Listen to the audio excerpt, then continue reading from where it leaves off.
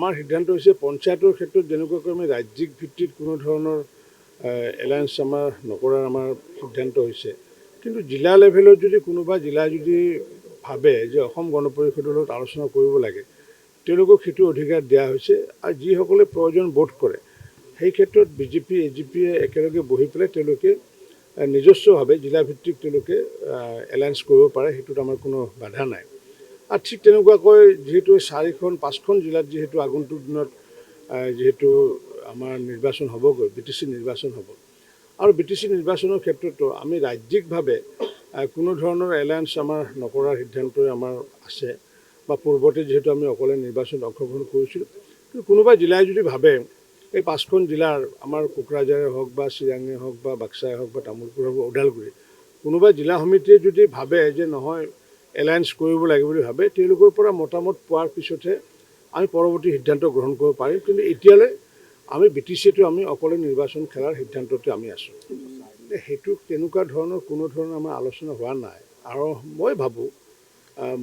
মই ভাবোঁ কাৰণ যিহেতু বড়ো জনগোষ্ঠীক লৈ পেলাই BTC হৈছিলে বা BTR হৈছিলে, গতিকে নিশ্চিত ওপৰত আমি অংশীদাৰ হ'ব পাৰোঁ।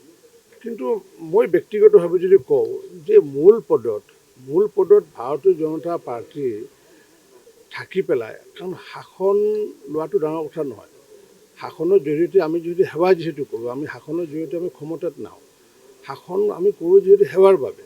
মোৰ ব্যক্তিগত অভিমত এইটো যে ভাৰতীয় জনতা পাৰ্টীয়ে যে মূল পদটো ভাৰতীয় জনতা পাৰ্টীয়ে বিচৰাটো আচলতে এই সময়ত মানে সঠিক নহ'ব বুলি মই ভাবোঁ।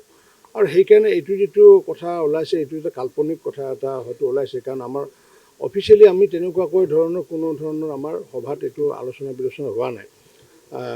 কল্পনাপ্ৰসূতভাৱে বিভিন্ন ধৰণৰ মানুহে বিভিন্ন কথা কৈ থাকে। এতিয়া গৌৰৱ গগৈও মুখ্যমন্ত্ৰী হ'ব বুলি ভাইৰেল হৈ থাকে, অখিল গগৈ মুখ্যমন্ত্ৰী হয় বুলি ভাইৰেল হৈ থাকে।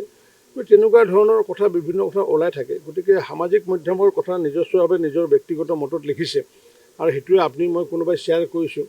গতিকে ইয়াৰ কোনো যুক্তিযুক্ততা নাই বা ভাৰতীয় জনতা পাৰ্টীৰ কোনো ধৰণৰ অফিচিয়েল ষ্টেটমেণ্ট নহয় এইটো। কোনোবাই যদি ব্যক্তিগতভাৱে যদি কিবা ভাবিছে, সেইটো মই নাজানো। চেষ্টা অব্যাহত থাকিব এককভাৱে চৰকাৰ কৰা?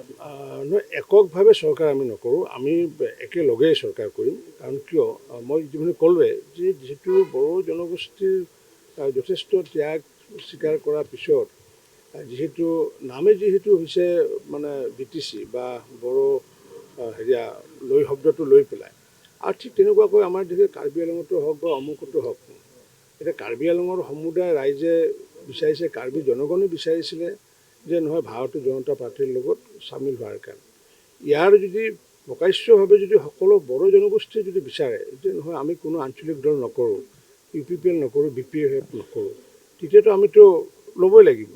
কিন্তু আমি নিজে আগুৱাই গৈ পেলাই যে আঞ্চলিক দলক আমি মানে নিচ্ছিন্ন কৰি পেলাই আমি তেনেকুৱাকৈ কৰাৰ মানসিকতাটো আমাৰ নাই। আৰু সেইটো আপোনালোকে নিশ্চিতভাৱে দেখিছে যে আমি মেজৰিটি থকাৰ পিছতো আমিতো বিহাৰত চৰকাৰ গঠন মানে কৰিছোঁ, যদিও মুখ্যমন্ত্ৰী পদটো আমিতো নীতিশ কুমাৰ ডাঙৰীয়াকে এৰি দিয়া হৈছে।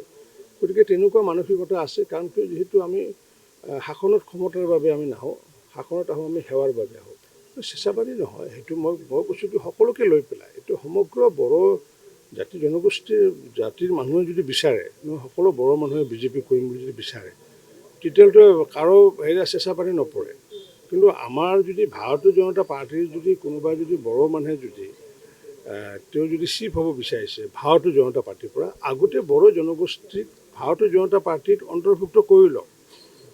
ভাৰতীয় জনতা পাৰ্টীক অন্তৰ্ভুক্ত কৰি লৈহে তেওঁলোকে সেই সপোনটো দেখাটো ভাল হ'ব।